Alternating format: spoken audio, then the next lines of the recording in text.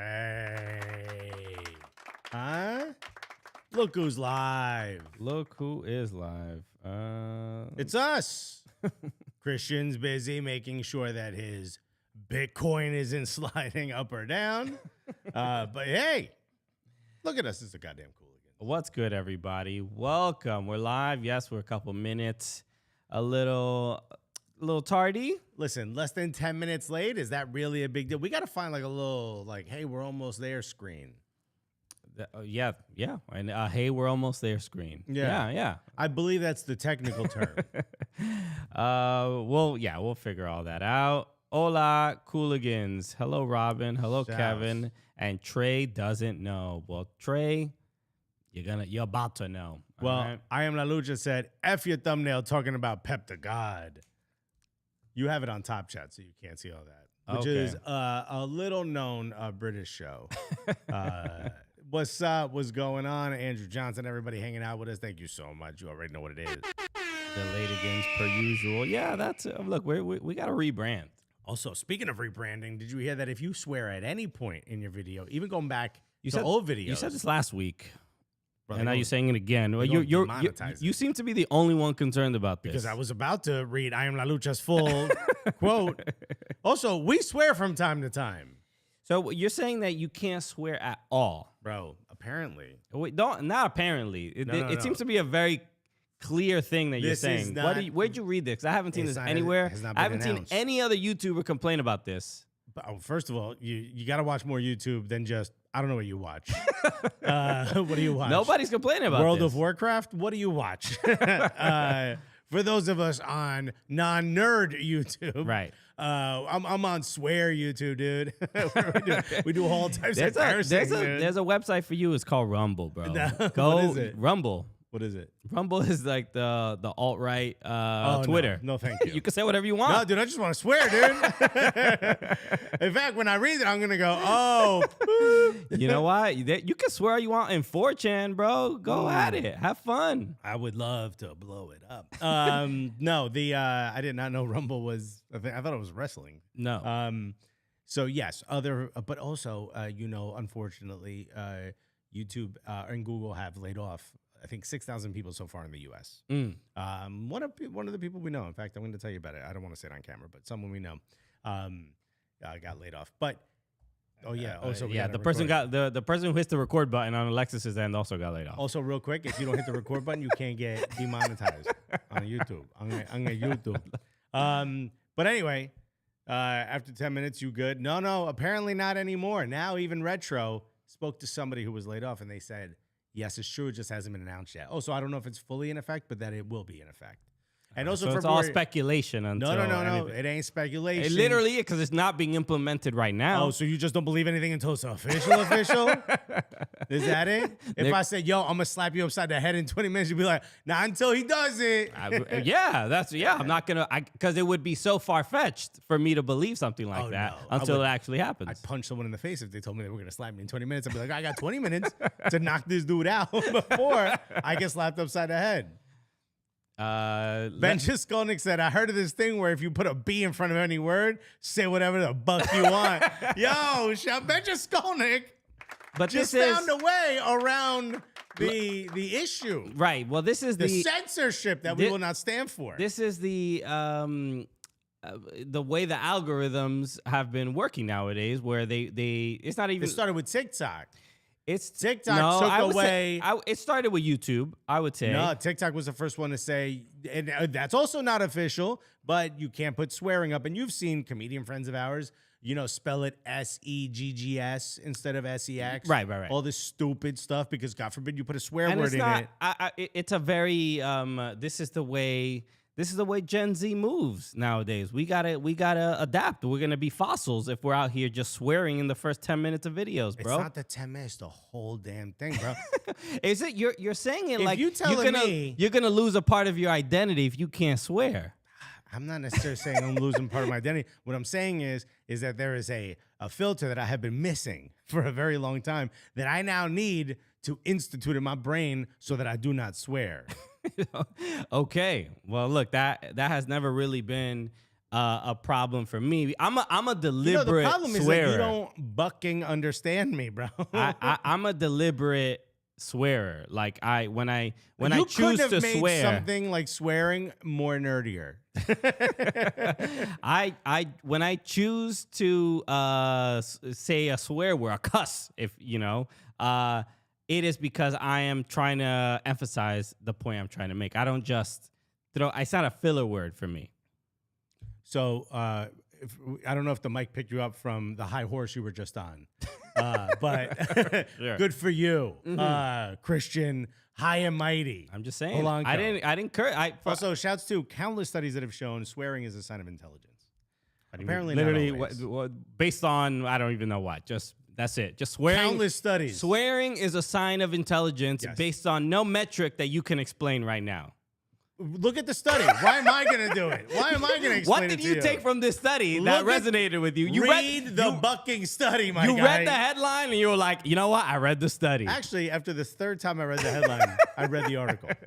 Now, anyway. Did I read the white paper? Absolutely not. But did I read the article? Okay. You're damn right. Sure. You're damn right. I don't know if damn. Is damn good enough for you?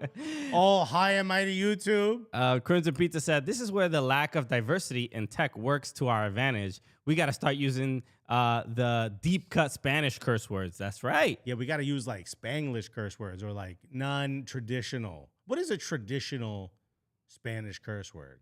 It's probably like uño. I don't want to say the C now because I don't know if that we don't make money in Latin America. I don't even think that's not a swear. A swear? You wouldn't say that. Nobody's going to be insulted if you don't call somebody that.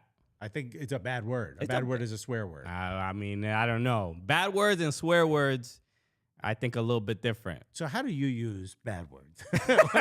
Tell us the intent behind your bad word usage. I mean, a bad do you word. give yourself a quota? Like the word shit is a. Hey, the word shit is a. Stop it. Is a bad word, but not necessarily a swear word, right? That's to me. That's like, hey, if a kid says it, I'm like, look, you shouldn't say it, but there's worse. Can you say it in church? Listen, there's a lot of words you can't say in church, unfortunately, and they've gotten in trouble for it. Okay, is hit a bad word? Okay, a swear word. How long are we gonna do this for? All right, everybody, welcome to the Cooligans. It's the Cooligans, buddy. My name is Christian Polanco. Hey, I'm Alexis Guerrero. Okay, we're good church boys who do not say bad words ever. Okay, it can be used as a noun to refer to fecal matter, or as a verb to defecate, or in the plural version, the blanks. It still refers to ancient meaning of diarrhea, which I did not know that. And it is listed as both vulgar and profane, right? Which is considered a swear word. Okay, which is to you. I mean, I think it gets a little subjective depending on where you are, what part of the country. I think there is no subjectivity. It's do you take away our little bit of money we earn every month on this damn website? Yes or no? If so, hey, that's a find swear another word. way, bro. That's it. The economy's telling you got to clean your mouth up. Yeah. No, it's got to clean my mouth up. So figure it out, okay? Yeah, shouts to everybody hanging out with us. Spanish swears. Okay, says Pelo Nelson, ready to go. Hey, Kevin Foy's in the chat. Kevin, I don't know if you saw last week, we opened the... We didn't open. Christian opened his trophy award, and has forced it dead center on this table during this. A trophy he won in 2015 by beating his friends. 2017, get it right. 2017 at a video game. I would hate to disrespect the 2015 champion. Crimson Pizza says, as a non-Argentinian is boludo. You have to say it in that accent, a swear word. I believe it is. I think it just means like dummy. Or at least that's how it's used. Right. But it sometimes words are just so relentlessly used that the badness of it is sort of removed. Boludo feels like one of those, but again, still the context is important. Are you calling your grandma boludo? The context isn't important. Some groups allow it, but it's still a swear word. You know what I mean? You know, one word I would love to just take out of. Here's a word that you should demonetize people for using: cussing. Why are we using that? It's a southern. It's like the way they say cursing. They say cussing. Yeah. It's like I hate it. Oh, I you like hate cursing, it, but you hate it. I like swearing. Why we got we got to ban it. We got to cussing? remove. Cussing? It makes no Hey, sense. Look, Pronounce the R, guys. if You you're- see it in there. if you're from the South, send Alexis a tweet while this uppity yank. Yeah. But do it in y'all accents. I want you to spell it out the way you say it so that I can't read it. Chris Pizza like way in Mexico. Yeah, Mexico. Doesn't that just mean like a male bull or balls? Those balls? I don't know. I think that's what. Anyway, okay. So this is not how, clearly this show is not scripted. We didn't plan on Oh talking no, about this it. was on the docket to talk about for the first 15 minutes. Welcome. This is what happens when you take away our producer. Welcome to the show, everybody. A lot to go over. Obviously, this is Prem Show. If there's anything in the chat that you think we should talk about when it comes to European footy, please put it in the chat. We got to go through some FA Cup stuff, a lot of transfers. And let us know in the chat what words you would love to get rid of. So far, I've said cussing. Well, over stupid. time, every word is going to be gone. Like, languages change. And when they're the very machines fluid. take over, it's just going to be... You better learn your ones and zeros, When them fam. Boston Dynamic robot dogs come looking for you, bruh, because you typed a swear word, wait up. Okay, all your dating apps, you're gonna be walking up to a little doggy robot. All right, that's who you're gonna be meeting. With the blicky pointed at you. You better fall in love. Because you said some wild stuff on the old interweb, bro.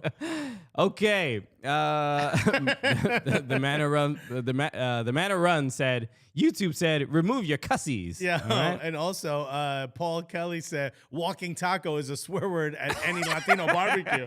Bro, I dare you say walking taco in LA. The way you would get mashed up upside the head, bro.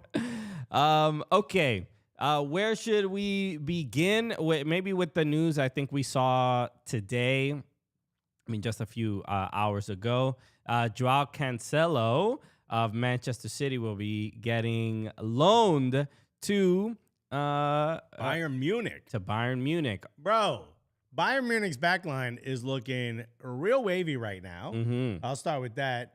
Also, Joao Cancelo and Alphonso Davies hanging out in a Wraith. I don't know if any of them have a Wraith, but it feels like one of them would. You know what I mean? You think Joao Cancelo is going to get on one of Alphonso Davies' tracks? Yeah. But, throw some bars? He said, bro, you need bars? I got bars. Backline bars, bro. Yo, he shows up with Full- candy bars, bro. Fullback bar. Well, Joao Cancelo can play on the left and the right, so that's so he is ambidextrous. okay. if He's you will. versatile. Okay. So I think the initial concern was like, yo, is he taking Alphonso Davies' spot?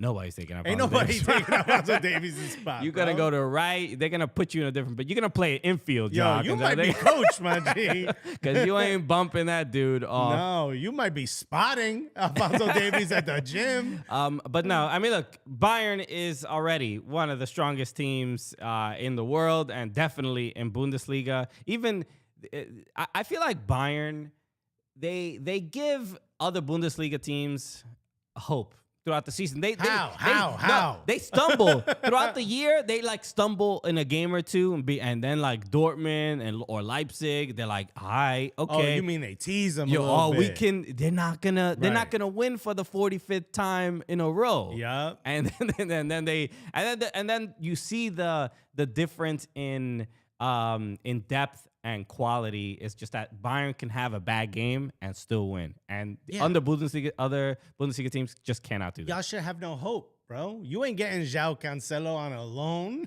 You know what I mean? So the fact that they have City and Bayern have done business before. Leroy Sané is currently there. He went 2 years ago. And also that was Pep's whole team. Right. So Pep called them and said, yo, I need you to get rid of this player I can't use. And they said, who? Nathan Ake? Who? Who you got in a bench? And he said, how about Joao Cancelo? And, they did that thing with, like, your phone. I mean, let's He put was some, like, He was like, I'm sorry, who? Let's put some respect on Nathan Ake's name for knocking out Arsenal out of FA That's Cup, why bro. I brought him up, Christian. So Also, we didn't want it. We want the league, bro. We won that joint 14 times. We're trying to let someone else eat a little bit. someone just mentioned, Joe Whitlock just mentioned here in the YouTube chat, it says, just got here. Did you see Anthony Robinson rumored to go to Man City? Yeah, we did see we're that. gonna talk about that. Yeah. Look, I don't know. We'll talk about it in a bit more detail. It doesn't seem like a great move, in my opinion, especially if, as a USMNT fan, to go play in a place with tons of competition as opposed to where he's starting, and Fulham is playing very, very well right now. So this move overall. So the reason we're talking about this is, transfers are lovely and all, but it's the drama behind it, because apparently Joao Cancelo got into some training ground beef, a little bit of a scrap. I don't know if it got physical. I don't know if it was just words. We've heard two names. One of them is being more widely reported, so I'm going to go with Pep Guardiola. But apparently, there was a slight issue. I was going to say a swear word. Now I can't. Okay. Joao Cancelo cussed in Pep's direction. Oh, my God. And actually just said the word cuss. And Pep was like, get it out of your vernacular. And Joao Cancelo was like, don't use these big words on me, bro. I just got here. We're sending you to Germany. I'm from Portugal, bro. He goes, you can't understand English? Watch what you do with German. Apparently him and Pep got into it. And apparently it needed to be physically separated. Okay, this is all... Which is like, yo, you go too far. Like, you could tell your boss, like, yo, I disagree. You know what I mean? But you can't walk up to him and just start roughing him up. You can't be like, yo, square up, Pep. Let's go. Yeah. All right? Yo, we need to go outside and shoot the real one. And he was like, we are outside. He goes, all right, well then bet. No. He's like, no. I was correcting what you said in the beginning. Wow, I didn't know you were from the Bronx, bro. This changes everything. So look, this seems to be, I don't know if it's so the reason it was reported that he was upset with Pep was because he didn't start in the game against Arsenal. Right. Manchester City have been starting Nico, what's his name? I forgot his name. Rico Akanji? No. Akanji is center back. The fullback that was playing Joao's position. He's like the academy kid. Oh, the kid, the young guy. Rico or Nico? I forgot his name. Yo, free YSL. You just said Rico. So he is but he's been playing the last few games. Joao was apparently not happy that he wasn't getting the start. And it led to this. I mean, this is according to I just want to make sure that we are giving the same energy, if this is correct, if this is accurate, we're giving the same energy to Joao Cancelo as we gave to Gio Reyna for being upset for not playing and all this stuff. It seems... Bro, Joao's parents just don't care enough. Okay. This is the real Where are issue. the Cancelos when we need them? The Cancelos need to be texting Ernie Stewart right now, bro.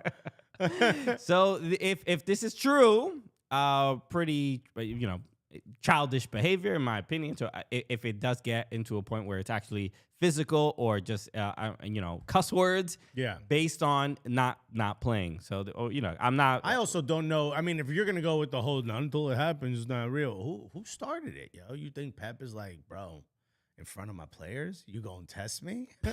Is that who started? Well, that Pep is not starting it, if that's the case, right? No, you can walk up to your coach and be like, yo, man, I wish I was playing more. Yo, why didn't you start me in the other game? And be like, we'll talk about it later. Not like, all right, let's go. You know what I mean? You can't just throw them nukes up, you know what I mean? Because someone has a little thing to say. So the reason I said, yo, what's going on over at Manchester City is, all right, Haaland comes in, great deal, right? And we'll talk about Anthony Robinson in a second, but Haaland comes in, absolutely incredible. Bro, they had to change practically everything for this guy. And you'd have to say it's not working out, right? The guy's got 25 goals already. In all competitions, I think so. Something along those lines. It might even be. I mean, I know it's 20 or 21 in the Premier League, which is already insane. But 25 goals and 3 assists. So they were talking about this in the Premier League. In the last game. That's just the Premier League. Yeah, he's 25 goals just in the Premier League. He has 25 goals in the Premier League? In the Premier League Yeah, alone. that's very good. He has 1 goal in EFL Cup, 5 goals in Champions League, 0 in the Community Shield. Why is that even listed? You know what? Cuss you. I mean, it was an embarrassing, Yeah. attempt. Whatchamacallit? And only 3 yellow cards in all competitions. You just, because he's so big, you'd assume he'd be earning more. But hold on, 25 goals for a player midway through the season.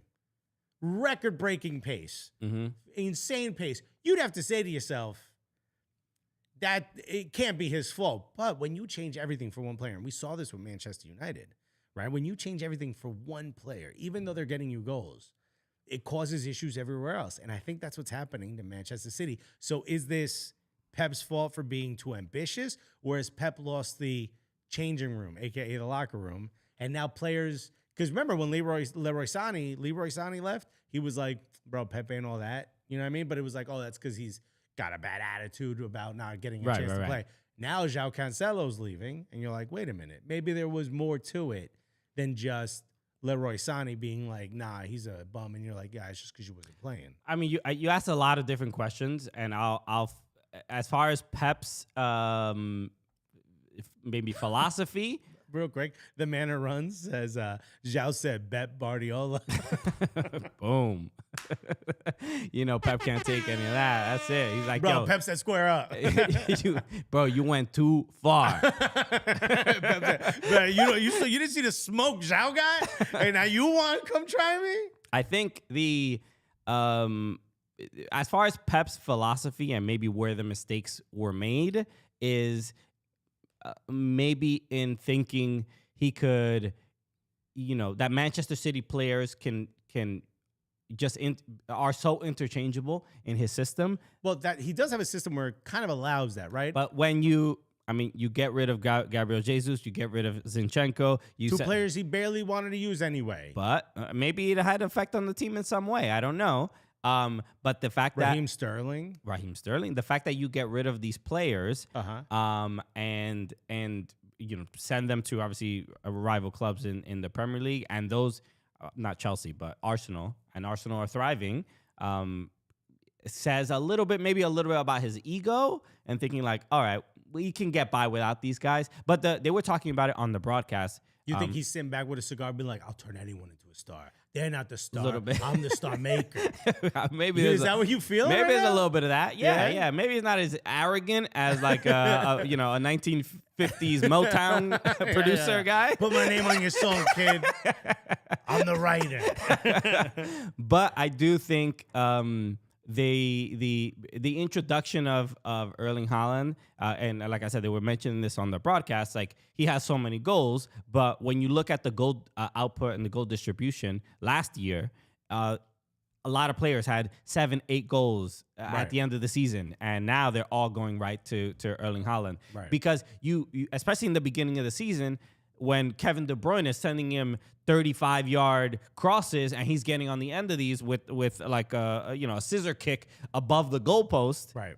It's like, oh, we could do that. Let's just try more of that. Well, that's easier than all this tiki-taka we was done. This. Like, how about toss it to the giant Norwegian I man? got one. It's called Mandalo.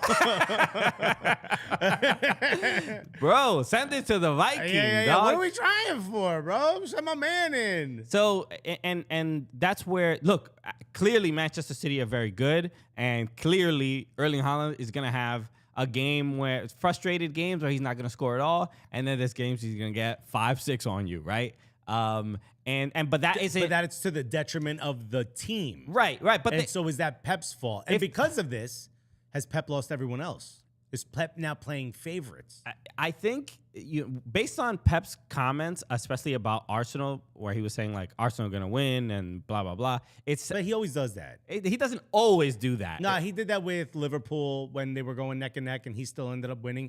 It's part of his mind games. The way Mourinho will go, that guy sucks. Pep goes, no, he's too great. What are you talking about? Right. I think they'll win. That's his way of getting in other people's heads, especially before playing Arsenal in a relatively big match. Right.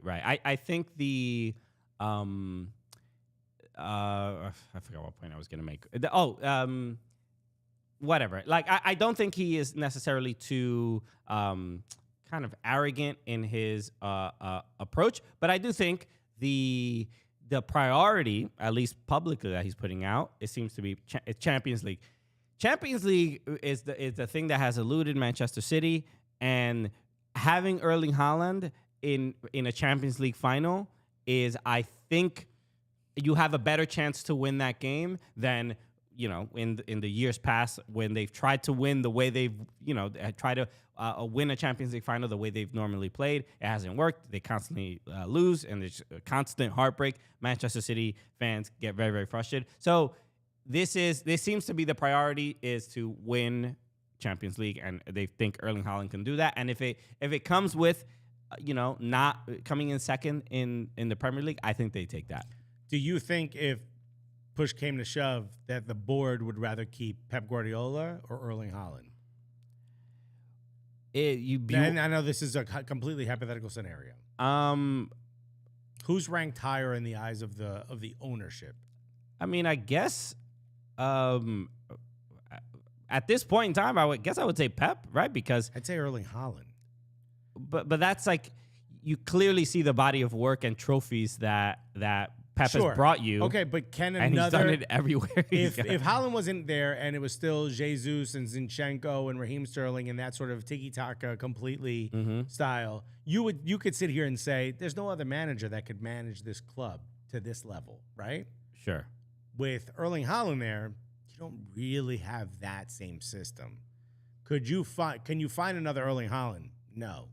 Can you find another manager to win with a player like Erling Haaland? Yeah, the guy's 7'9". Yeah, you know, faster than a speeding bullet. You know what I mean? So to some degree, Joe Willock said if Pep gets injured, he can still coach. It's a great point.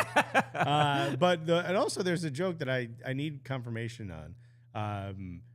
It was what was it here? Justin Freeberg said it's a math joke that I do not understand. He said, Christian is a Pythagorean, and Alexis is, there it is. Yeah. With Christian Pythagorean and Isosceles Guerreros. Okay. I don't know. I know the this concept. Is where obviously, I would lean on you, my friend. I mean, it's the Pythagorean theorem. Yes, of course. Is Greek, and I assume it's a reference to something Greek, and isosceles as well. But I don't know the context of the joke. That's probably not Greek. I don't think he's talking about Greek. I think it's. I don't know. It says little math humor for y'all, but I don't know the context of it. Okay. Well, nonetheless, back to I thought it had something to do with Manchester City. Up top, Justin says I must have tuned into the wrong podcast. Is this the Mathigans?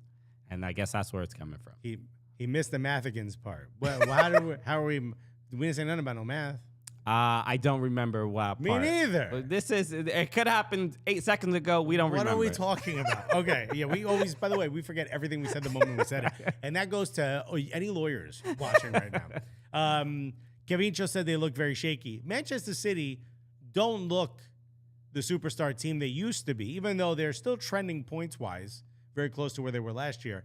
They don't look superstar, impossible to beat, so on and so forth in the league. Mm-hmm. And I would also venture to say they don't look like the unbeatable club in Champions League, especially without Joao Cancelo. So this hurts them in both sides. Yeah, look, if it were me, I wouldn't want to lose Joao Cancelo. He's one of the best fullbacks in the Premier League. So I don't know. Look, you don't really. It's interesting with Manchester City because you don't really hear any like. They don't really have stories that leave the locker room or problems with the roster and people. You know, they're not a club that's surrounded by a lot of. There's not a lot of drama. Yeah. Which is why you feel like everyone had Pep's back previously. Yeah, and now you're finding little bits and pieces of that sort of that bubble. It cracking. can't look. It's difficult for any manager to just be successful forever, every single year, and just be completely dominant. You're gonna have issues, right? Doesn't matter how. I brought up a manager that was successful throughout his career, and y'all didn't want him because he's gonna be 86 during the next World Cup. What I'm saying, well, that's exactly. You're proving me the point. You cannot be successful forever. At some point, you slow down. At some point, so Pep's too old for the job. You heard it here first. Young players grow up the players that you inherit start to look a little bit different than the players that you inherited 10, 15 years ago. The culture's changed. People growing up on TikTok. So all these new players aren't the same. Kids ain't cussing on YouTube videos. Oh, I hate that word. So look, it's gonna. I'm not saying Pep is done or past his prime or whatever. But the other thing too is systems get found out. Yeah. With enough time, any system can be figured out. You know? I don't know what the next system is gonna be. Feels like That's it's gonna an attacking 3-5-2. That feels like where everyone is heading. Okay, yeah. Certainly that's where Arsenal is heading. To the top of the league, mate. I do want to bring this up because I'm not sure we're prepared to talk about it. Did you see the new Chelsea player, Malo Gusto? I did hear this name, yeah. Did you want to pull up his photo? Because I need people to see this. Because Malo Gusto sounds like a reggaeton artist. Okay. But also looks like a reggaeton artist. And when I saw it, I thought this was a joke. I thought this was look at the picture right there from Daily Express. Tell me this dude don't look like he's behind Bad Bunny in a video. He is, he's French. Yeah. But it's not exactly how you'd say it, but Malo is bad and Gusto is taste. This is bad taste. Yeah, it's somebody should have thought about it when they were filling out the birth certificate. Yeah, so I'd be like, yo, you can't have this, Maybe in a different language, the words mean something else. I don't know. Maybe he's from France, but maybe of other heritage from another country, maybe Portuguese. I don't know. I don't know where his background, what his background is, but I mean, we could look that up. Yeah, let's see. Malo Gusto. I mean, if you look this up, there's got to be a guy who drives an Uber in the Bronx who this is his rap name, and he's mad that he's lost the SEO. You know what I mean? Justin Freeber said Christian out here calling Pep dusty. Yo, you heard it. I didn't want to say it. Nah, looking like. Is he French? He's Portuguese of Martiniquais descent. Got it. Okay. So he's born in France, but he's Portuguese. I'm pretty sure. If I do English, I'm gonna do translate and see what happens. I'm gonna do Portuguese. What is it? Yeah, it could be. Yeah, they could mean different things. It means bad taste in Portuguese. What happened in your house, man? Look at this. I'm not playing with you. Yeah. Portuguese to English. I don't know, bro. Look, I'm going to translate it from Filipino. It means I don't like it. Bro, this dude's getting roasted in his own language and other languages. What is he gonna go with, Malo or Gusto on the jersey? Bro, what do you think? Both are good. Actually, yeah, both are good. You got to go. Could you go with M Gusto? Just to kind of deter and be like, it'll make people wonder what M stands for. Me Gusto. But when people find out, you'll be like, oh, damn. I would go, if I were me, I would go with Malo. Oh, no, you're going to get roasted if you do a bad play. That's the problem. If you don't play well, Gusto's pretty good. You got to go with Gusto. Because it almost feels a little XFL-y. Remember, He Hate Me? You right. Remember? So he could go with something like that, be a bit of a villain. And by the way, in Portuguese, it's Mau Gusto. Direct. So it's not exactly, but this understood. Thank you for the chat was they were like, Alexis, it's not the exact pronunciation. Yeah, hey, I'm just letting you know. All right, let's move on from Malo Gusto. I do want to see. Okay, no. The translation in French, I don't know if you're going to be able to hear this. Okay. Hold on.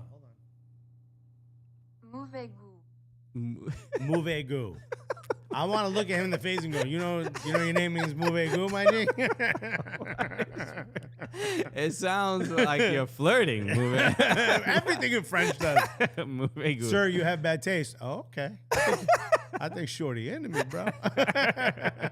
Hey, yo, I think you got bad taste too, my G. Okay, let's talk about a team with great taste. Oh. Everton Football Club back in the news. You know, Christian's always wanted segments on this show. Welcome to Down Bad, the new segment. Oh, boy. We talked about it last week, and obviously, they sacked Frank Lampard. They bring in the man who got Burnley relegated last year, Sean Dyche, who I like to call Sam Allardyce. That's my scam. Okay, how do you feel? Because it's supposedly between Bielsa and Sean Dyche. Two radically different. Yeah. That's like, yo, you want this pickup truck or you want this supercar? And you're like, It's a lateral move, in my opinion. Kirby D said prime Brexit football. It does feel a little Brexity, doesn't it? It does. There's a little red hat feeling around this guy. Look, Lampard, he was his hair was thinning. This could have been him in a couple years. You know, but he didn't have the tactical nouveau. I don't know how to pronounce exactly. He's like, how we need to storm the goal. Yeah. You know what I mean? Yeah. We need to insurrect their final third. So look, all accounts, he seems like a good dude. This is like Lampard with malo gusto. I think is what I'm trying to say. It's look, as an Everton fan, my general feeling is, I don't think they are in any better of a position. I think they're still going to have with players. I mean, I think it's at this point, it's just like, let's get a new set of eyes on this. You know, that's it. We're racking our brain. I know the doctors are all saying the same thing, but what if we get a fourth opinion as opposed to removing anything that's Everton making me sick? is somewhere in its 18th or 20th opinion. Okay, and that's I don't. This manager doesn't give me any real confidence. I think he's trying to stop cover the holes in the ship from drowning. Sinking is the word you were looking for. From, I guess, the people drown. The boat sinks. The boats don't drown. So the heard about the Queen Mary too, dude? Fucking drowned. Dude. So I swore. No real confidence. It's just I hope it works out. But the other issue is you really don't have confidence in this, because we talked last week about getting someone in to just stop the bleeding. And this man will stop the bleeding for sure. He's going to make you a wildly defensive team. Extremely more boring. I watched his masterclass. If you haven't seen it, watch it. It's absolutely, I suggest you watch it as well, because I think you need to know what's coming. And this man explained 4-4-2 with no poetry whatsoever. He did it in a way where it made it even more rudimentary than we already know. Like, he kept saying, like, and I know I'm only, he has like that raspy voice. Yeah. He's like, I know I'm only talking about the defensive side of the game so far. 30 minutes of a 45-minute video. It was nothing about where to attack. The only thing he said was, if we pull these players out, then it leaves these two areas here, meaning like the flanks on the opposite end. Yeah. He goes, and we can really create some space by just sending the ball up there and letting our fullbacks do the work. And I sat there just thinking, oh no, Christian. Well, I saw there was one clip I saw, and it was basically him saying, when the fullback has the ball, we either look to go basically down the line, or see if we can pass it to the left winger. That's it. Those are the only options. And it's like, and then boom, shut the fuck. He's like, and it's like, job done, my guys. And it's basically like, seeing those two options, like, can we go long? And it's like, who's gonna make that pass? Yeah. Who's gonna make a fullback? Maybe Seamus Coleman, maybe Nathan Patterson, but they haven't made that pass since they signed pen to paper on that contract. They have not made that pass once. It's never how they played it. And I would love to see it, but I don't think it's happening. And then who's going to be receiving that ball? That's the thing. There ain't no one making a pass. Damari? Don't worry about receiving it. Damari? Bro, the only thing he did say, which is you can create, if you're doing it right and you're compact and they have the ball on the right side, you can sort of condense your squad to the right side. Yeah. So now you're open on the left. And he goes, and when you get the ball back because of consistent pressure, we can really shake things up by sending it to the other side. And I'm like, does this man know he's not talking to a VHS recorder?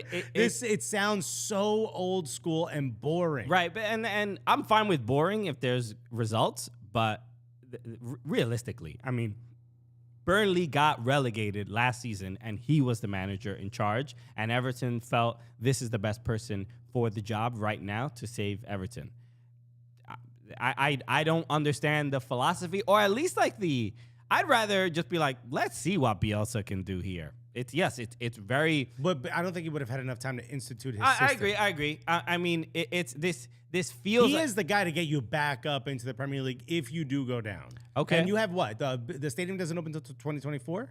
But they haven't given an exact date, but I think that's the projected. So then he probably would have gotten the team back up, right? Who knows? Who knows what Everton will look like in the championship if they're there.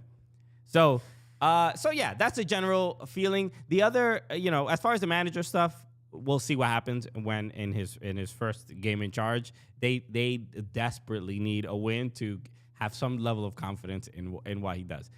Otherwise, I don't even see him finishing out the rest of the season. Do you think it's going to be? I mean, look, his system is so simple that I can't imagine it's going to take a long time to institute. Do you think this is something that the team will be able to rally behind? Look, I don't think any of the Everton players want to go to the championship. Nobody wants to get relegated. But I'll say what I said last week. Frank never punished players that played poorly, right? And benched them. You said this very passionately. And if Sean Dyche can do that, then I think Everton does have a chance. So he just got to come in with a chancleta, bro. yeah. That's it, dude. Like, I mean, let's just be realistic. Look, Anthony Gordon now has left and gone to Newcastle in his dancing for Fosse outfit. Did you see this? Yeah, the turtleneck, the black turtleneck, black super tight pants, right? Bro, I thought homie was gonna hit the jazz hands. I did see. I'll find the photo at some point. But while you do that, I want to ask you this: give me what points you're gonna get, and let's just go like the next few matches. Go. I don't want to go too crazy. Go for it. Sean Dyche's first match is at home against Arsenal. That's a fat L. Bro. Okay, we hit 0 on that bad boy right there. Away at Liverpool. Another L. No way. Okay, so that's 0 points out of the next two matches. Mm-hmm. At home against Leeds. I think this is where I would say, I want to say draw, but Everton have been arguably worse at home. I think by the third game, he should figure it out and be able to implement whatever he sees as the best way Everton play. So I would say, we all stand in front of the goal? A draw here. I think a draw against Okay, Leeds so you have 1 point from your next three matches. Stay at home against Aston Villa. I hope we played all right against Aston Villa the last time, I think, right? I think new manager. It could be a win there. Aston Villa's they're not incredibly threatening per se. I think they've been really good in their last few matches. I think they've actually had the highest points of the last few matches. I ain't scared, bro. Okay, you might be the only one, Mungie. Okay, so you get 2 draws there. Leeds, Aston Villa at home. Then you go away to Nottingham Forest. Look, what do you I'm saying 3 think? points. I'm hoping that because we desperately need them. You beat Nottingham Forest away. Yeah, we need them. We just need these points. So, look, at some point, what about you come back home and then you play Brentford, which that seems like a winnable game. We looked terrible last time we played them, right? I think we played them once already. Yeah. This is a pointless exercise. No, well, literally, can that be the title of this segment? Because I don't think you can. I don't think you're winning any of these games, bro.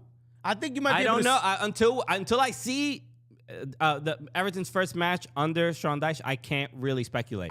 Sure. And honestly, you probably can't speculate until your third match against them. But I think in your next 3 matches, you're not taking a point, bro. I don't think you're gonna be able to beat Arsenal, even though it's away. I doubt you're gonna be able to beat Liverpool, who desperately needs the points. And I know for sure Leeds is going to be difficult, especially with new signings like Weston McKennie. So I think just in your next 3 matches, which is Sean Dyche's sort of, the next chance he has to institute something. You're talking about the entire month of February there. Well, no, then also they play Aston Villa. Even though you're home, I don't think you beat Aston Villa. I think maybe you could squeak out a draw against Leeds. His biggest match is probably going to be away at Liverpool for maybe with some gusto, with some malo gusto. I think you're looking at 1 point in the month of February. Yeah, not enough. Not enough to you're not going to be playing in the Premier League in August. No, not at all. That's all you're getting. So look, I'm gonna wait until I see their first game, see how they play, see if there's any real difference, see if they even sign anybody. We have one day left in the transfer window. Potentially they could sign somebody. They made I think they inquired about Conor Gallagher from Chelsea, and Conor Gallagher was specifically said, I am not interested in playing for Everton. He's like, first of all, I want to thank you for your offer and let you know that there's zero chance I am interested. There's always thinking of your team just left a malo gusto in my mouth. There's always these transfer targets at Everton, and it's just like it doesn't work out.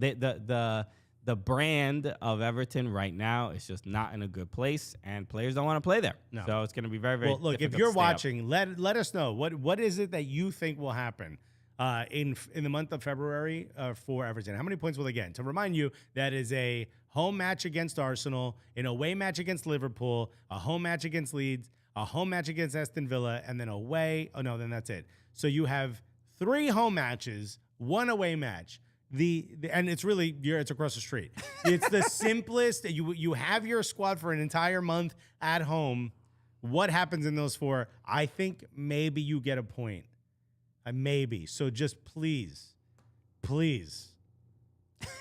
let me know what you think is going to happen because I'm so interested. Yes. Well, I don't know I don't know if Everton will get a point, but I know what I will get. I will get a Coors Light to cheer me up. You need it, buddy.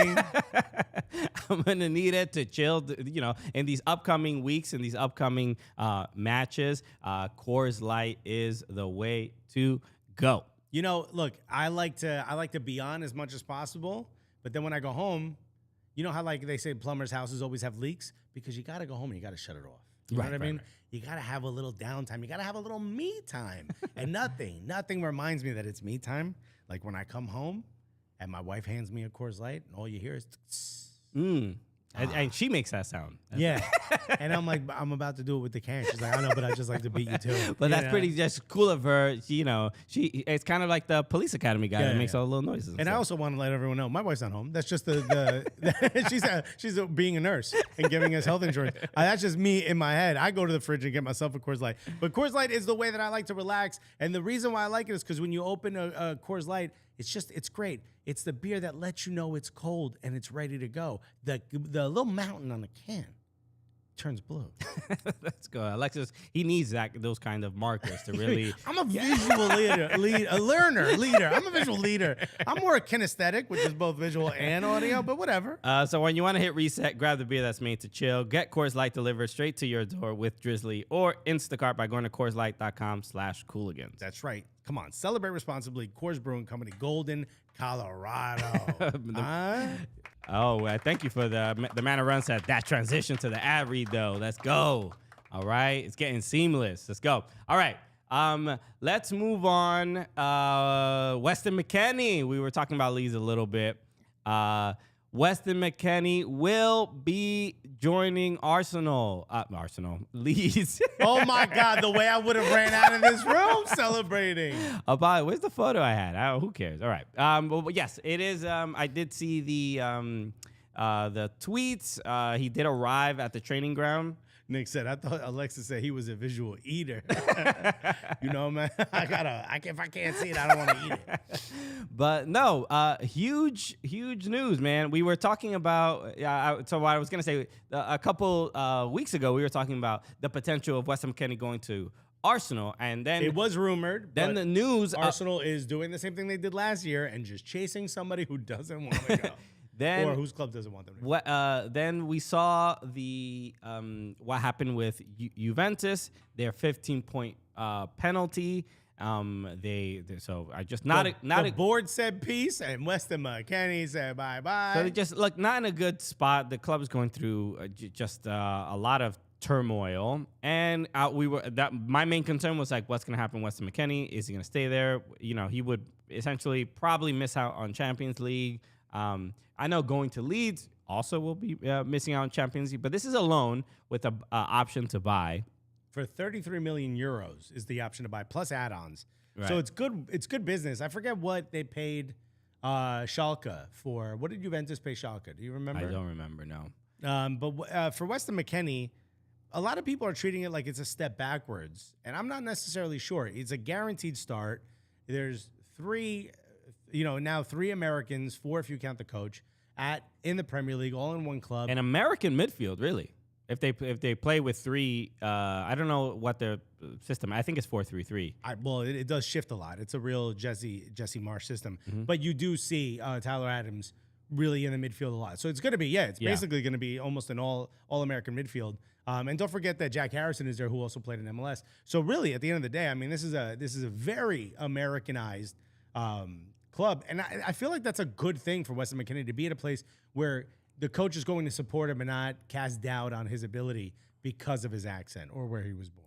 Sure, yeah. I mean, you would hope that even while at Juve, he had to deal with the kind of American stereotypes, but they called him Weston McDonald's. They call him Texas boy. Texas boy was what Ronaldo called him. Yeah, but look, I think he did his thing at Juve. I think they had other issues, to me it seems like I don't know if they're gonna sell him. We'll see how it works out at Leeds, but it feels like with Paul Pogba there, and when he gets healthy, maybe Weston McKennie his role is not as solidified, and maybe he, if you had to pick between the two and they're both healthy, I guess you would probably go with Paul Pogba because they kind of play similarly, right? Yeah, I mean, I would say you'd rather go with Paul Pogba if you had the choice, even though coming back from bad injury and he's older. But sure, also, I could see Weston. This is a win-win because Weston McKennie needed to get out of there, bro. You can't have people raiding the offices. You know what I mean? Right, the whole board quitting. Nah, that's not good. Yeah. And by the way, he was purchased for 20.5 million euros from Schalke. So if he does go for 33 million, which is nice that there's an option to buy, because if Leeds doesn't stay up, he goes back to Juve. Right. So it's getting to play in the Premier League, obviously, for a U.S. men's national team player, to make this move. Like plenty of American players, they all want to play in the Premier League. It's their big dream. Yeah. I'm just saying but it is a big deal. I wonder. It's a tough spot. Leeds really do need points. They can't mess around. He has to get there and be like, all right, I got to learn the playbook quickly. Right? I don't think it's going to be too difficult. I mean, it's not that dissimilar to Greg Berhalter's system, which I think Weston McKennie plays well in. And look, your back's against the wall. Relegation is something that he had to sort of deal with a little bit the threat of it over when he was at Schalke, but he hasn't really had to deal with it this up close. So this is going to be nice. It's going to be nice. But didn't Schalke get relegated? After. Remember, he was already at Juventus and he was tweeting about it. He was rooting them on. He was watching the games. Right. But he definitely knows the pressure of it. Yeah, but it was never that close when he was at Schalke. This is much more dire. I'd have to look it up. I don't remember exactly. This is way more dire. So I'll tell Weston yet till Weston tries some of the Yorkshire pudding. Yorkshire pudding slaps, bro. I've never had Yorkshire pudding. Oh, it's so good. Do you know what it is? No. It's like it looks like if a pancake was cooked and in a cupcake pan, and it kind of like a muffin pan, and it kind of exploded a little bit. Okay. Let's look it up. And basically, see it? It's like a little cup of pancake. Have you ever had a Dutch baby? I've not had a Dutch. I've not had a Dutch baby. Do you know what a Dutch baby is? I think I've had this. So, maybe don't the Portuguese have something similar? That's you're thinking of a pastéis de nata. Yeah, doesn't it look kind of like this? No, I mean it looks kind of like it. No, that's puff pastry shoved into a thing and then filled with egg yolk, custard. This is just a pancake. It's pancake batter that kind of explodes in the thing, and then look, you do what's in that photo. Where is it? I just saw it. There it is. You just pour gravy into it, and that's Yorkshire pudding. I have not had it. No, I can't believe you thought this was a pastéis de nata. I said it looks like it. De nata, Jesus Christ. I mean, I can't look. I'm not gonna hate you too much because I guess in a way it looks like it. All right. But no, it's not. All right. We know it's not. Got it. All right. Jesus.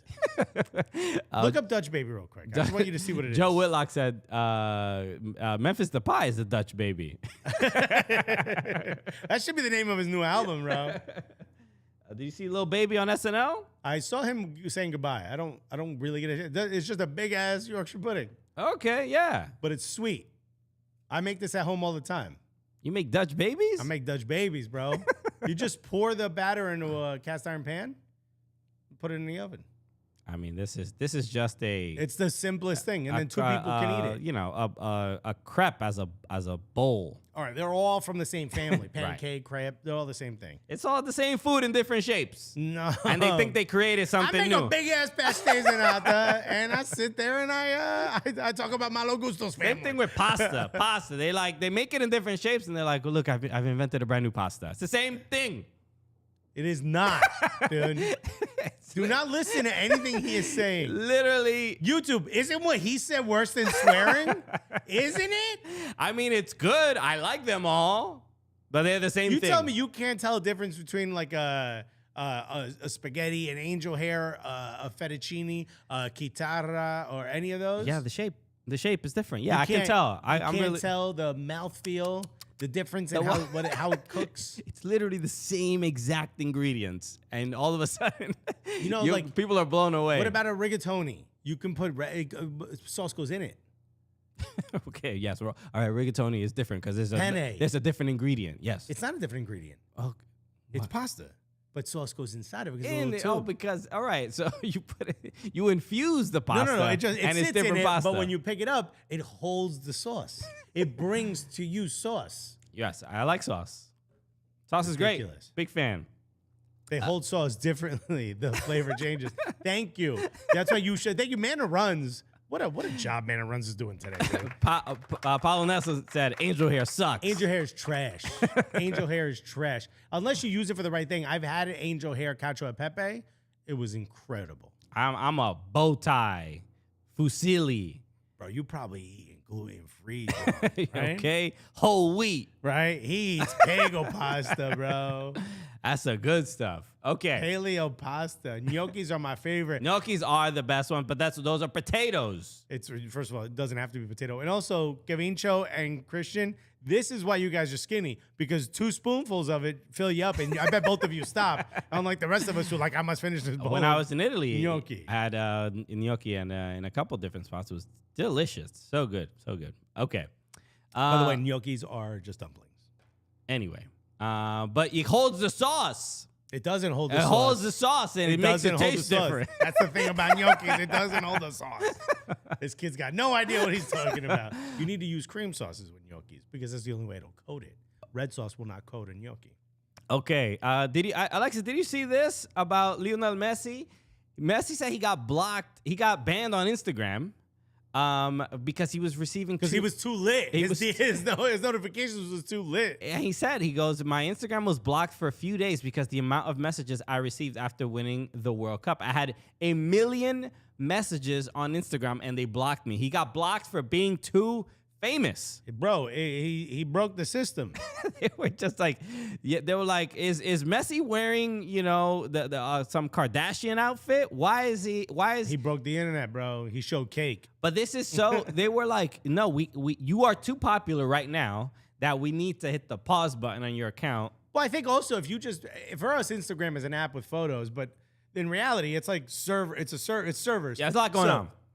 If all of a sudden you see all the traffic on your computer going to one thing, you're like, we gotta shut this down because other people can't put up pictures of their gnocchi that they only ate 2 of.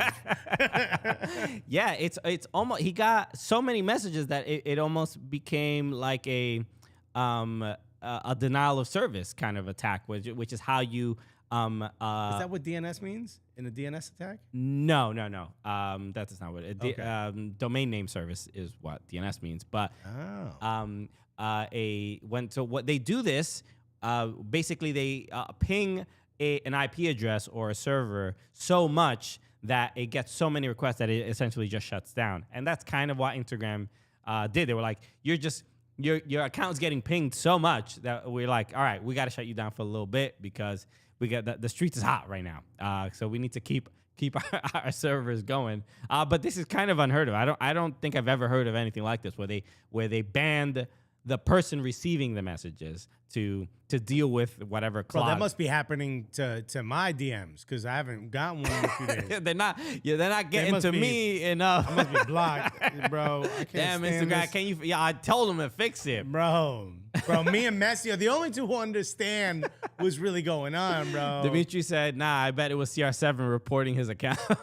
He was like, "Nah, you gotta shut that down." The Messi no longer the GOAT, GOAT. He's the DDoS. Yes, hilarious. Okay, let's go. We love IT jokes in here, bro. Right? Can y'all just email the IT jokes directly to Christian so that the rest of us don't have to be like, did I just have a stroke? A couple of the things that can I breaking news? Oh, breaking news update. I bro? love breaking news. Go for it. Fabrizio Romano has just tweeted this 29 minutes ago. Arsenal approached Chelsea for Jorginho. Interesting. It's now an option in case the Caicedo deal won't go through with Brighton, who are still reluctant to sell. Chelsea open to selling Jorginho, but will ask for an important fee to let him leave 6 months before the end of his contract. I don't think the word important is being used correctly there, but the man's English is in his first language. Shouts to Fabrizio Romano, who's always on. I don't know who you know, Fabrizio, but I want to know who you know, my guy. Everybody. He knows everybody. That's kind of interesting. There it is. There it is. Yeah, here it is. First of all, look, I hope Arsenal get the player that they want. It seems odd. Arsenal seem like a club.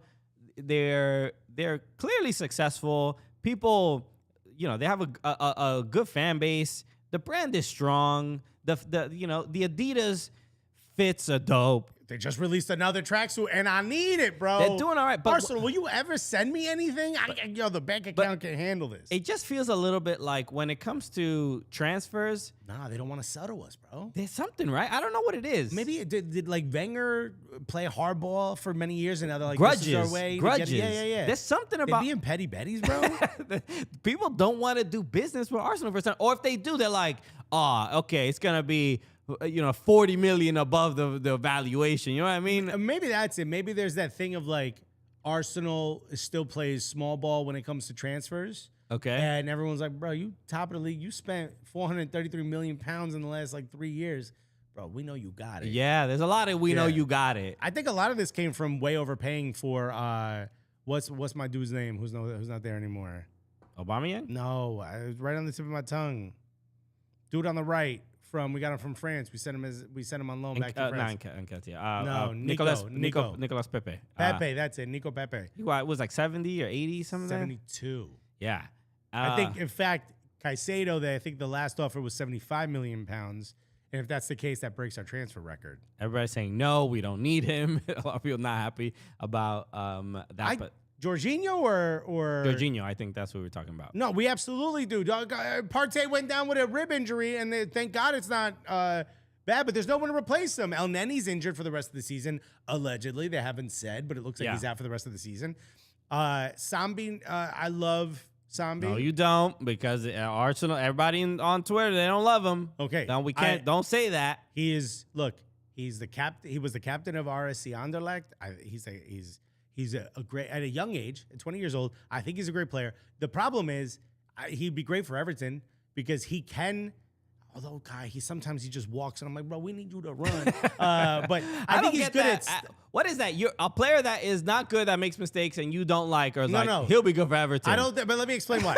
I don't think he makes a lot of mistakes. I think I don't think he really understands what Arteta needs, because he's a good player in a good defensive midfielder, a good central midfielder, in the sense that he is able to read the attack that's coming and put himself in the right position.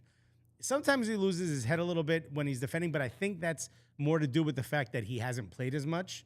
And apparently he's very unhappy at the club because he's not playing as much, and he was playing in Belgium. But the thing I don't like about him is that he doesn't know how to spring the attack. It's not really his thing. And at a club like Everton, which we've now learned by watching Sam Dyche's thing, we don't want you to spring the attack because we don't have a plan. Sean Dyche, not Sam Dyche. My bad. I went with you, what you said, and then it all jumbled in my head. But I would say, so I don't know if you saw, there was a clip of Odegaard angry at Lokonga towards the end of the match against Man City in the FA Cup, where Lokonga didn't go into the right position to prevent the pass from arriving to a particular player, and Odegaard points. He's like, basically, stay there, don't run with this guy or whatever. And Lokonga runs with the other guy, and the ball arrives in that location. Odegaard fouls the player, and as soon as he fouls him, he goes to Lokonga, like, you had to be there. You had to be there. So there seems to be some either miscommunication or This is what I said about he's not. Mikel Arteta's system doesn't ask you to be a hero. It asks you to follow the system. The reason why so many of these players are making no-look passes is because it's been drilled into their heads that they know where they're going to be. If I go here, this guy's going to shift there. So if I just kick the ball there after going here, someone should be there. And if not, I'm going to look bad, but it's not my fault. Arteta knows this ain't my fault. And here's the crazy thing. Have you seen Burnley play? I've seen Burnley play. This last season. In this Championship. Season. Yeah. They're incredible. They look pretty good. Yeah, they're in first, I believe. Vincent Kompany has made them look like the old Pep style tiki-taka. Absolutely incredible. There's a Latino dude up top with a man bun, killing it, right? You love to see it, right? Okay. By the way, American owners, absolutely incredible how the way Burnley's playing. Who was Sambi Lokonga's coach when he was at RSC Anderlecht? Vincent Kompany. Let's go. If Vincent Kompany is playing Arteta / Pep / Marcelo Bielsa style ball, wouldn't you assume that this man was your captain and he knows how to play it? But all of a sudden, he gets to Arsenal, he ain't following no rules. Maybe it's because he's not getting the playing time. He's just not getting the reps, and maybe he's making a couple of mistakes. I don't know, but this is why I think he'd be good at Everton, because twofold. One, I think he's good at playing just as defensive midfielder, and the most important thing is he'd no longer be on Arsenal. Well, why? So, I don't know why y'all don't want Jorginho. He can do that. He looked good in the Euros. Yeah, I mean, as far as when it comes to having a player that just straight up holds on to the ball, bruh. I mean, Jorginho is just one of those guys. We ain't got no one else that can do that. Literally, just he has is 98% pass completion, but no pass goes more than 3 yards. You know what I mean? But you kind of need those guys from time to time, bro. So I've been racking my brain trying to find. Because I'm very frustrated with the whole Caicedo deal. Right. Because this is what we did. I'm going to speak directly to y'all. Okay, I'm going to look in this camera. Jamie, edit this one, okay? I know y'all can't see it, but trust me, there's one right here. I can go to that camera. No, you don't have to. Don't worry about it. Okay. Okay, thank you. Okay, look, Jamie, I want you. Well, you don't have to edit anymore. This is the main one. We did this with Vlahovic. He didn't want to come. The team didn't want to sell him to us. We tried and tried and tried, and we never got to his valuation, and he went to Juventus. Fiorentina didn't want to sell him. He didn't want to go. They were using us, Arsenal, just to get the value up. And now you're doing the same thing with Caicedo. And I wouldn't be upset if it wasn't for you having a backup before there's pretty much less than 48 hours left in the damn transfer window. Why are we doing this? Why are we playing with fire? Once again, we needed a striker. If we had a striker, we would have finished in top 4. Now, we need a defensive midfielder to cover for the one guy we got, who's pretty much played almost every match this season. The one guy we got. We got no backup. And you're playing this way again with no real other plan B. I'm asking you to get a plan B. Get a goddamn plan B, Arsenal. Not now. You should have had it months ago. If we lose the league because we don't have a defensive midfielder, Edu and Arteta, that's on you, okay? And I love you guys. Arteta, who had your back longer than me? Nobody. Bro, remember when Pep said this is the next guy? Remember when Pep said this is the next guy? You know who else was behind him saying it? It was me going, say it louder, Pep. Okay. Well, yes. Get Arsenal. Get a plan B and whatever other family planning options you guys want to go for. The reason I bring this up is because I found a guy. He plays for AIK. Okay. And I was in the Arsenal group chat. And again, these are a bunch of dudes from North London, right? Mm-hmm. And we're sitting here and we're talking all about, yo, who else could we get? There's no one else available. And I'm like, you guys don't understand. This is what this man does. Ateta has been able to find. None of you knew who, Tomiyasu was before we signed him, right? No one knew who Kieran Tierney was before we signed him. So I'm looking around, okay? And I find this kid. He's relatively young, and I heard about him a while ago because of some stupid list I was looking of, like young defensive midfielders that could be the next big thing. So I kind of kept up with him, kind of kept following him along. I'm not going to sit here and say that I've read a lot, right? The gentleman plays for Ike. His name is. I know you haven't read a lot. Yeah, I'm looking. You don't. I read a lot. I haven't watched a lot. The gentleman's name. So I put this in the group chat, and they're like, well, who else could we get? Okay. And I'm trying to look for it now. Oh, my God. Sorry. Bro. Hold on. This was, the reason is Why because did this I build got, up to nothing. bro, I got cooked at a level I've never been cooked before in a group chat. Why don't you search for it? You can just search instead of scrolling. Is that true? Yes. Where do I do that? Just in the back. Oh, yeah, search. Yeah.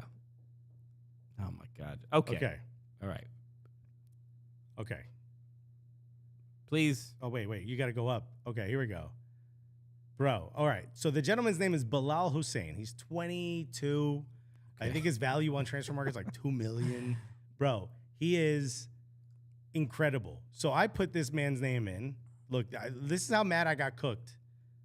Now I'm talking like them. Oh, I hate He's this. Swedish? Yeah, he is Swedish.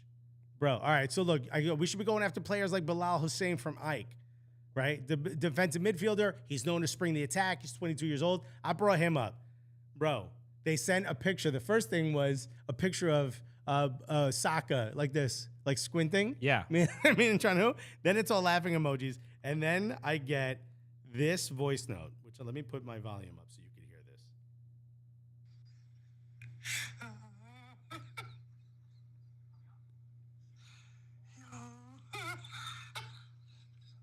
What? I don't get it. It's just, they can't breathe.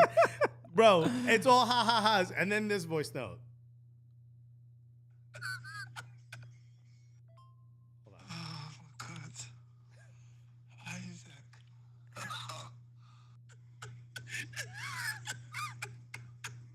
Everyone in the group chat is dying of laughter.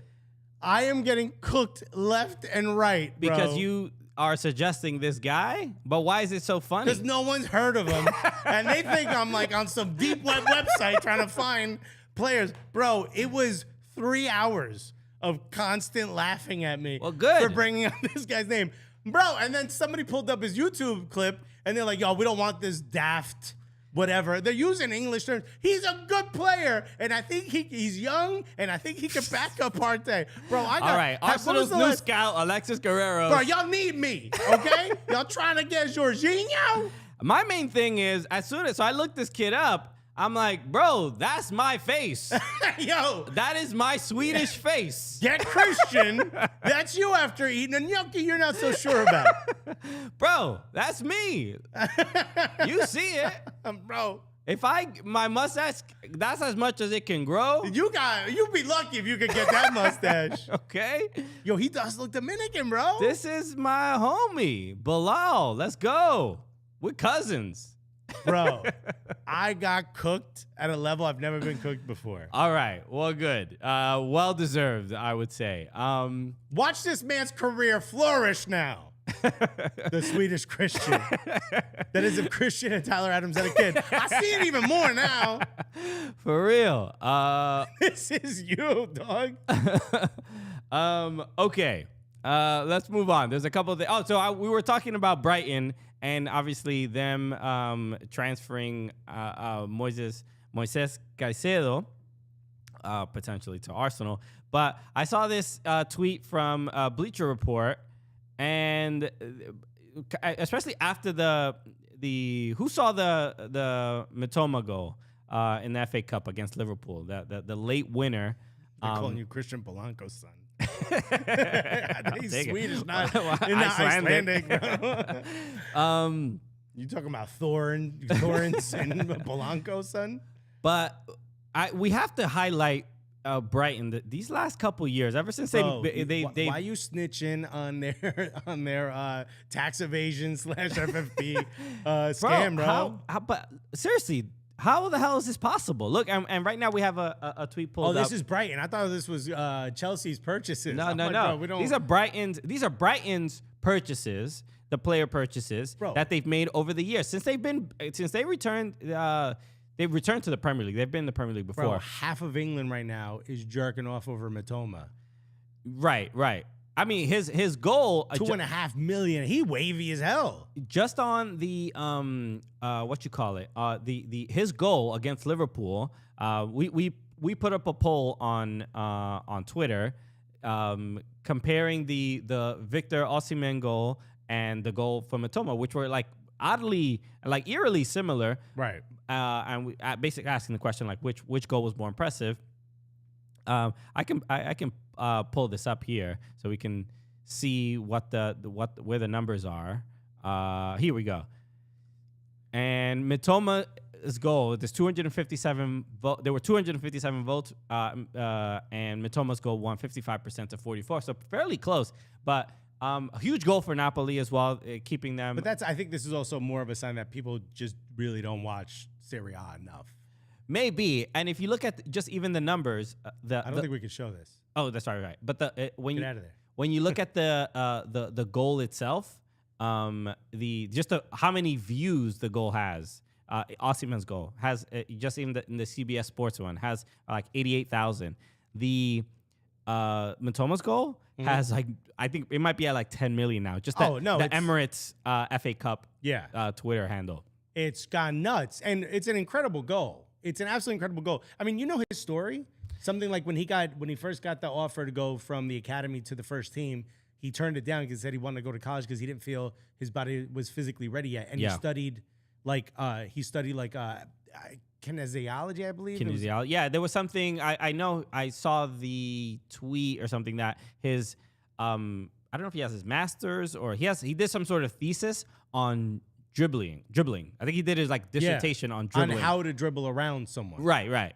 Like what you do, what is it that you're looking for to know when to sort of cut to a different direction. And also apparently he built up his glutes. Okay. You know what I mean? He got the we got thick boy. Bro, he got the OG BBL. He went to the gym for he earned it. They're doing BBLs in Japan now? Bro, the Japanese BBL hit different, bro. It takes a little longer. But apparently he learned what part of his body he needed to build up. Apparently his core is crazy. Okay. You know what I mean?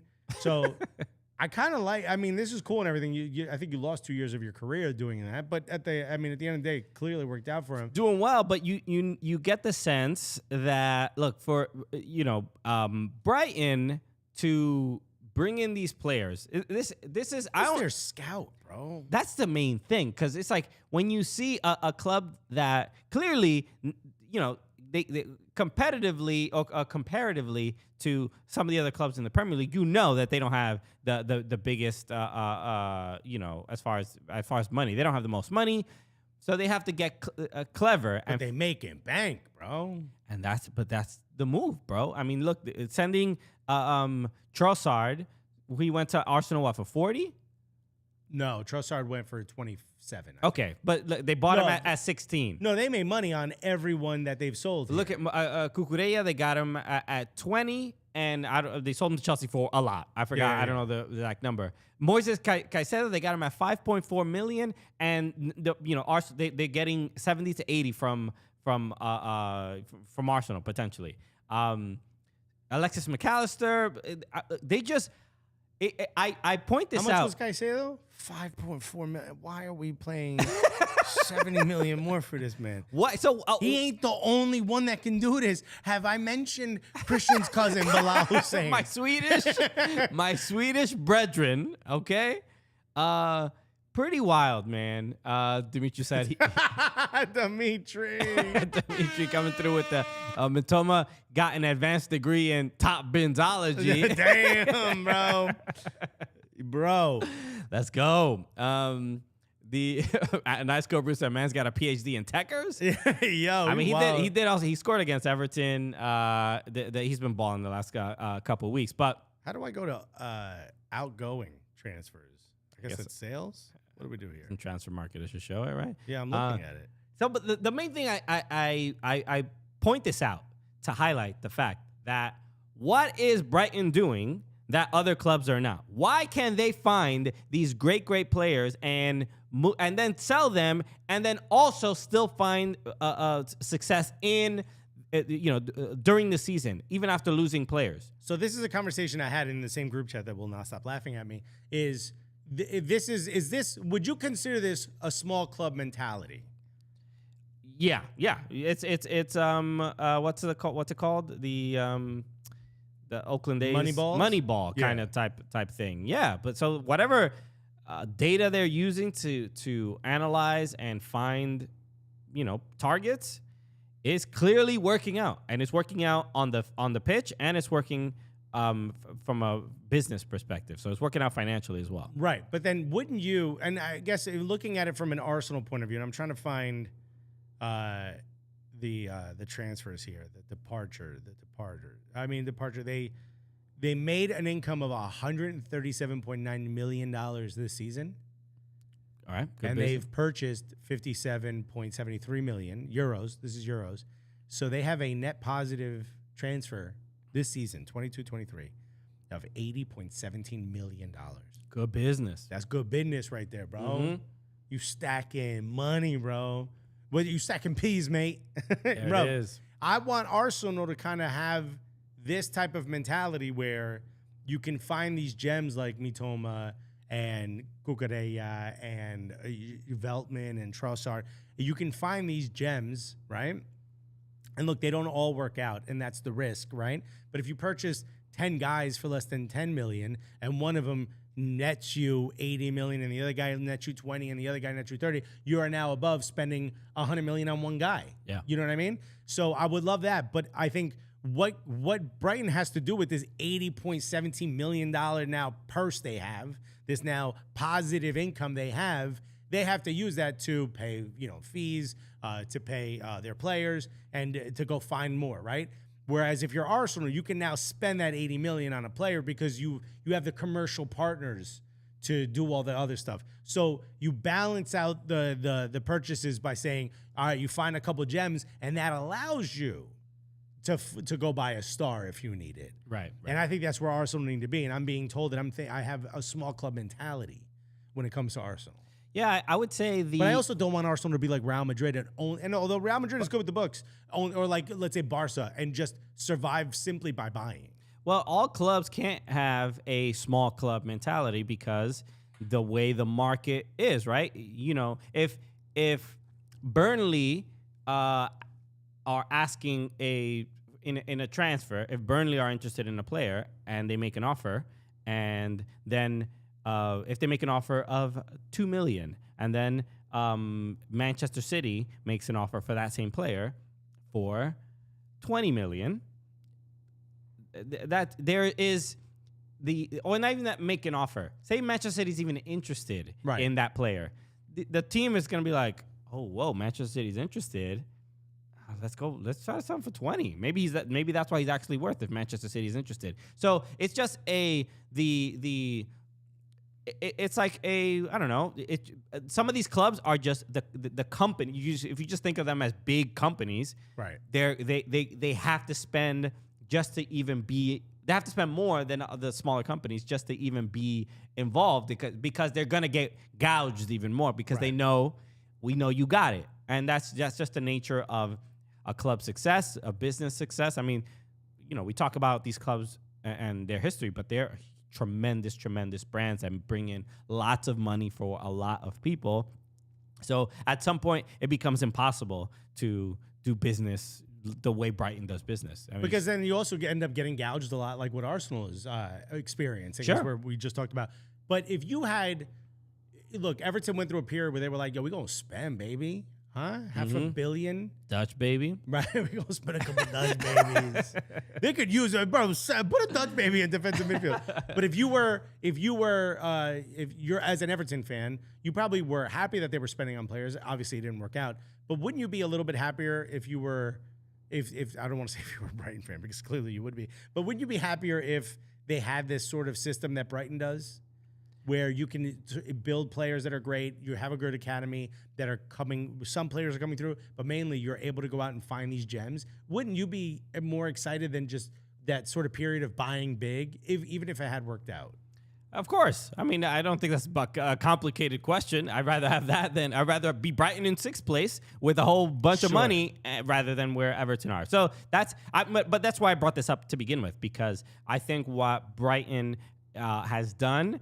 Somebody did ask the question, do you think, I forgot, a nice Cobru said, you think Graham Potter regrets leaving Brighton? And that's a great question. And I don't know if the answer would be no, but because the brand of Chelsea is just so much bigger than the brand of Brighton. So for his career and to be in the upper echelon of managers, you have to manage a Chelsea. You have to manage a City, Arsenal, Real Madrid. And maybe that, can get him to a position in coaching that he never thought he could even ever achieve. So I don't think it's any regret, but there's so many factors in how the team, the players, and just how much money they bring in, the brand, how much kits you sell, all this other stuff. Those are all factors in how it affects the transfer market and stuff like that. Right. So Joe Whitlock can Alexis put you in a new club today?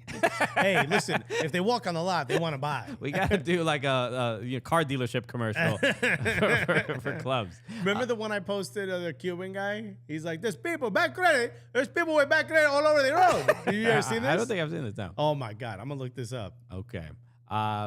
I want to do something fun, something different that we haven't done before. But I don't know if you guys have heard of Chat GPT, everybody. So we're going to get everybody put your IT hats, put your nerdy hats on. How do I send this to you so that you have it? You should DM it to our Twitter. That would be to our Twitter. Yeah, that would be the best way. So ChatGPT, if you don't know, it's an AI chat bot that essentially answers anything, any questions. You can have conversations. It's AI, dude. It is AI, but there's been an interesting thing because people have been saying that this is going to upend. Kevincho just called me a nerd. Thank you. Okay, you got one of these. Wait, is this? Oh my fucking god! That's what you. a nerd! We gotta get you, Kevincho. Thank you for the contribution to our show. What about my Kevincho impression? I thought I did a pretty good job. I mean, I thought it was fine. Bro, fine? I even got the inflection. Alexis wants one of these, bro. Every time he does. Give me a little pat on the back, bro. They called you Pele AI. Nick Red said, are we going to be forced to? So, no, I wanted to bring this up because if you haven't used ChatGPT. He said we're going to be forced to look at a spreadsheet. Bro, they got you down to a T, bro. It is pretty incredible, and I recommend people mess with it if they haven't. But they have been saying that ChatGPT is going to replace everyone's job. So anything you could possibly, any kind of industry, it's going to sort of upend everything. And one of them is saying it absolutely is comedy. They've said it can change comedy because it can write whole sketches or it's scripts. It's not going to change comedy. It's going to make a bunch of unfunny people steal jokes from AI. So this is what I wanted to do. We can work along with the chat and put in a couple prompts in here to see what we can get. But apparently, and I tried this a little bit before, you can have ChatGPT tell you jokes. So I thought we should try and try to come up with soccer jokes, football jokes with ChatGPT. No one's done this before. So let's see what AI can come up with when it comes to the footballing world. So let's like start a simple one. Messi and Ronaldo, common, So I'm gonna say, right? Can you ask it who is better? Okay, we can do that. Yeah, why are you trying to make it have it do an essay? No. I said I was trying to get it to do jokes. Oh, okay. So I'm gonna say, tell me a joke about Messi and Ronaldo. Okay, so let's see what it comes up with. Is this working? An error error code if it's not working. Shouldn't AI be able to fix itself? It's not working. I guess it's down. No. This was the big thing. Bro, oh, man, this you should have was- seen what he told me before we started. This is going to be crazy. Well, I wanted to do this segment, and it completely is not working. I guess ChatGPT is down. Damn. All right. I'll keep an eye on it to see if it works. But no, it doesn't look like it's working. Damn, We're experiencing exceptionally high demand. Please hang tight as we work on scaling our systems. Damn, bro. No, DJ31 said, nerds and sports never mix. They don't even want it, bro. They're like, yo, you can't. We can't let you do this. Oh, man. Kavincha said that ChatGPT is just unfunny. Soccer said, good idea, bruv. I tried. You know, don't say I didn't try. He did try. Okay, so then I'll see if that works. But in the meantime, Oh, yeah, we got to open something. we got to open something because I don't know if you remember during the World Cup, we were blessed to be joined by U.S. men's national team midfielder Kellen Acosta, who just captained the U.S. men's national team in their friendly the other day. And we were having candies. He was a big fan of like gummy candy and sour candy, and we gave him a bunch of treats, and one of them was Smart Sweets. Because he said he's a fan. Right. And so we mentioned Smart Sweets on the show, and Smart Sweets saw that clip, and they were like, "Yo, Someone's finally talking about us. they were like, yo, Christian," And they're like, no, it's not deriding us. they were like, "Yo, Christian, we love the fact that you're talking about Smart Sweets." So they sent your boy A full a full Smart Sweets care package. package. Bro. So if you're keeping track, I got sent mumbo sauce, and Christian gets sent Smart Sweets. Let's go, healthy gang. We out here. Yeah. Wait, how do you do caramels with just 1 gram of sugar though? You do it correctly. But caramel is melted sugar. Which one you want? You want to do the cola gummies? You know me, I love cola gummies. Let's see. I don't think I've had these. You got rares? What do you mean rares? Couple of rare joints? Couple- Sour Blast buddies. Like Pokemon, bro. Go. How you I'll give feeling? you credit. How you feeling? A little too much cinnamon on this one. But this feels like you left the regular cola ones in the car in a summer day. Okay. I don't know what they use for gumming, because I'm assuming these are vegan, right? They don't use pig gelatin. I don't think so. No, they do not. Soluble corn fiber. Plant-based, gluten-free. Plant-based. So whatever they're using doesn't have the same elasticity as the inside of a pig's bone. Bro, that's the slogan is kick sugar, keep candy. Bro, we're doing it. I'm going to try the Sour Blasters. Okay. I like those. I've had those. One of my favorite things about sour candy is the chemicals that are on the outside of it. The citric acid. Okay, so you love the chemicals. Got it. I love the chemicals. Okay. If you guys signed up to listen to a show and it's just us smacking on gummy candy, I apologize, but you know what, Smart Sweets? These ain't bad. All right. It worked. ChatGPT worked. The Smart Sweets break did it. So I asked ChatGPT, I said, tell me a joke about Messi and Ronaldo. Right? And it said, why did Messi and Ronaldo stop playing cards together? Because Ronaldo always took all the clubs and Messi all the diamonds. If you want to go triple platinum with a comedy album in Argentina, just say this on stage. This is not a good joke. I think we've confirmed that. This ain't bad, bro. Oh, look at this. We've converted him. I don't think you have, But after you eat like 4 of them, you start to get a little sour. Let's go. These are like, I feel like this is what you give to dogs to keep them busy, though, because it really gets stuck in your teeth in a way that most gummy candy doesn't. No chemicals. That's why. I need them chemicals, bro. So, Write an MLS joke. Right, an MLS joke. Okay, let's do it. Right, a joke about MLS. It might think it's the realtor thing. Or maybe I should put Major League Soccer. Put MLS, see what happens. All right. I know this is Prem Show, but why did the MLS player cross the road to go to the... Did it finish? How did we break AI twice? I don't know what's going on. Oh, here you go. To go to the other side of the field and score an own goal. This is actually a good one. Bro. This is actually a pretty good Apple joke. gonna buy this. ChatGPT. That's How you get cooked? Yo, we didn't say roast MLS. Wow. Write a joke about Zlatan Ibrahimovic. Okay. Tell me a joke about Zlatan. I'm gonna open the caramels if you don't mind.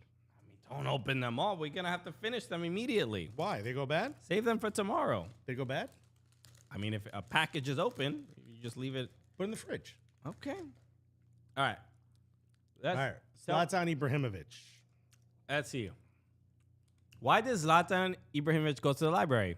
To get a better... The tension also is very comedy-like. Yeah, it really has to process all this stuff. To get a better cross. I guess they mean like a cross-reference? Maybe. Should put church.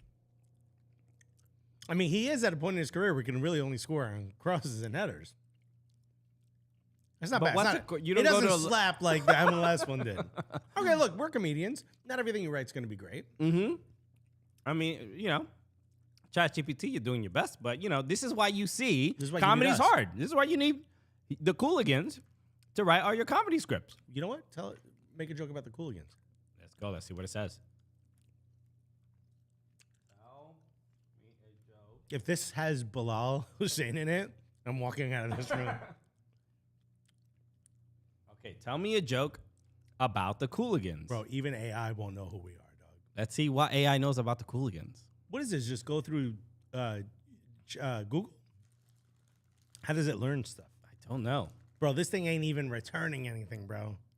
Let's see. I think it's just assuming to use it. Why did the Cooligans start a podcast about soccer? To bring humor to the beautiful game and give fans a reason to laugh. That's the funniest shit ever written. Bro, hilarious. Wow. Bars. Y'all need us.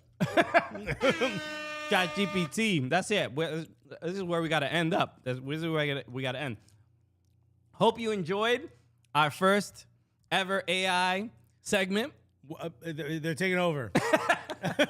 We're going to be replaced real soon. ChatGPT will be the host of the show tomorrow. But the...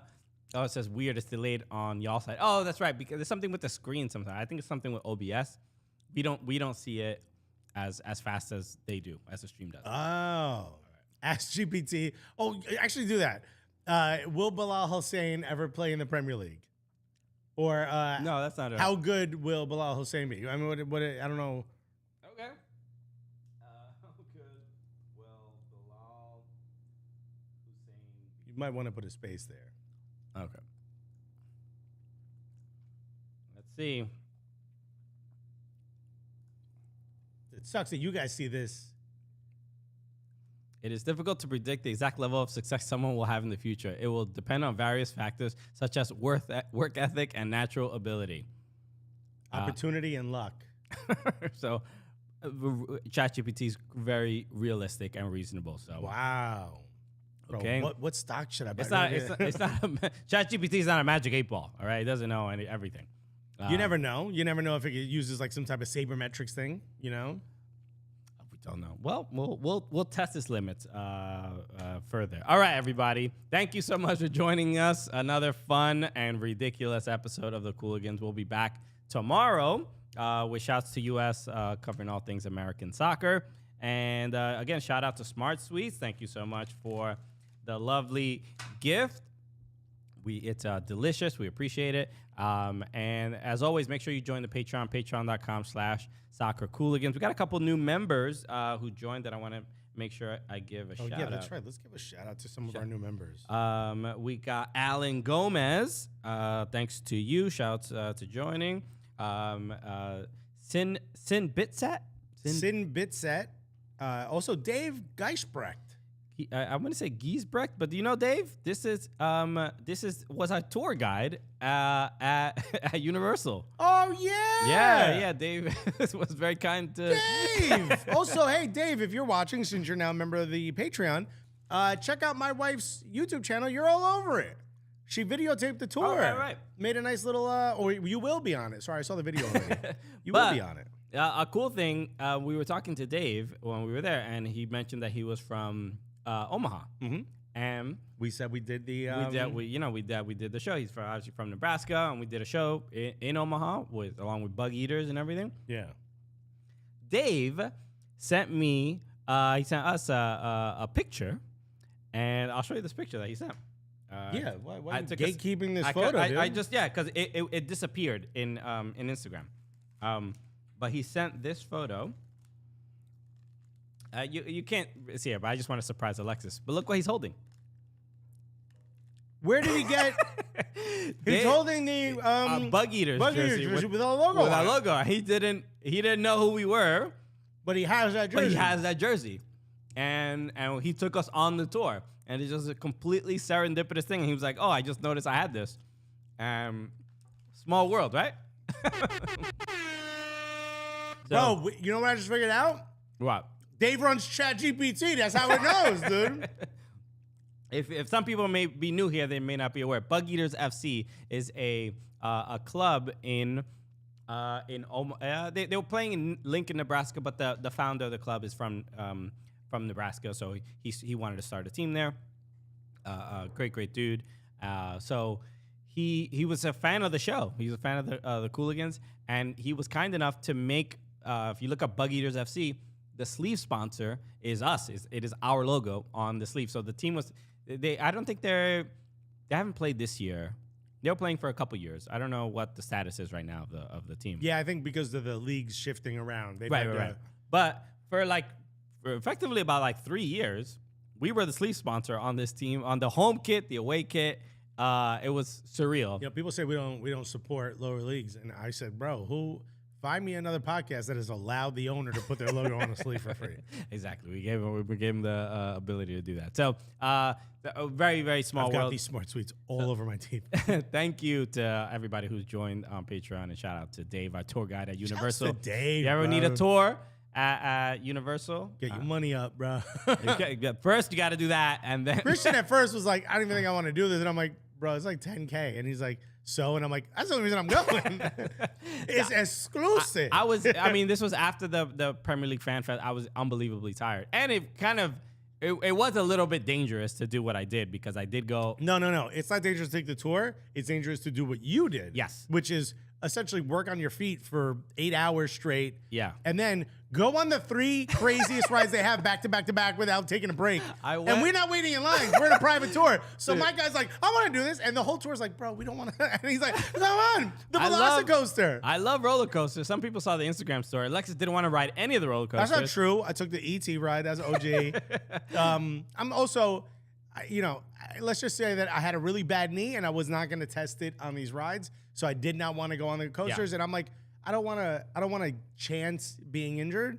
So I'm like, I'm not going to go on the crazy rides. And Christian all he hears, I get on. We went on the Harry Potter. Incredible Hulk. So no, the first time it was Harry Potter and then Velocicoaster. You were on the motorcycle, right? Yeah. All we see is Christian. Me, Helene. I was with your brother. You were with my half brother. Yeah. Right. Who everyone on my Instagram was like, bro, I didn't know you had a son. Shouts to Nico, the homie. But yeah, no, whatever. He's my brother, bro. That's blood right there. Whatever he needs, he can ask, and I'll just borrow it from Christian. But yeah, you went on it with him, and all I saw, you have to go in pairs. Yeah. So Dave went with you. Right. My brother Nico and his old roommate who lives in Orlando and works at Universal, Yeah, right. he was like, yeah, I'll go on the tour. I'm like, why are you here? Why would you go to work on your day off?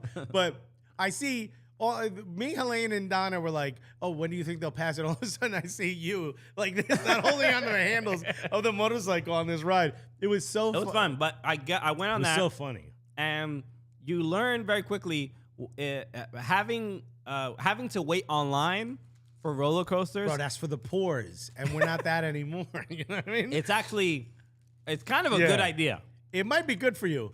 Yeah. These are yours. Yeah, this yeah, is what the you rings. wanted. Those I are gotta great. try them. The peach rings. But because of the tour, we didn't have to wait on any lines at all. Literally, it doesn't matter if it could be a 2-hour wait. Skip Bro. it all. You're right in front. Not an issue. You actually go through like back doors. You go through the exits. Yeah, yeah. You're like, there's like employees eating lunch. Like you see, you know, I don't know, Spider-Man. I don't know who's Universal Studios. You see Harry Potter Yeah. eating fish sticks. You know. So You go right to it. Skip all the lines, and I get on the Harry Potter ride. No. It's great. And then go on the Velocicoaster. And Velocicoaster is literally one of the most insane roller coasters I've ever been on. It was so dope. You ever get a chance, go on it. What you skipped is more people get sick on the Harry Potter ride than any other ride in the park. Is that true? Mm-hmm. Something about the way it goes left to right and then upside down.